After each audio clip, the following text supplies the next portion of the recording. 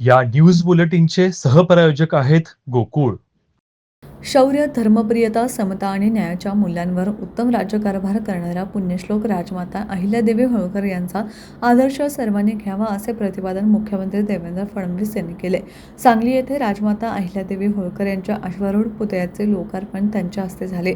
त्यावेळी ते बोलत होते. मुख्यमंत्री फडणवीस म्हणाले की अहिल्यादेवी होळकर यांच्या चौंडी येथील स्मारकासाठी आराखडा तयार करण्यात आला असून त्यांनी उभारलेल्या विहिरी, तलाव व मंदिरांचे पुनरुज्जीवन करण्याचे काम हाती घेण्यात आले आहे. सांगली व कोल्हापूर जिल्ह्यांना वारंवार भेडसावणाऱ्या पुराच्या धोक्याचा विचार करून जागतिक बँकेच्या माध्यमातून 500 कोटी रुपयांचे पूर नियंत्रणाचे काम सुरू झाले आहे.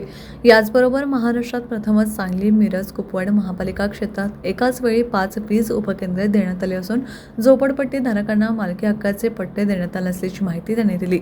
या कार्यक्रमास उच्च व तंत्रशिक्षण मंत्री चंद्रकांत पाटील, आमदार सुरेश खाडे, जयंत पाटील, विश्वजित कदम, सदाभाऊ खोत, खासदार विशाल पाटील, आमदार सुधीर गाडगे, गोपीचंद पडळकर यांच्यासह अनेक मान्यवर उपस्थित होते.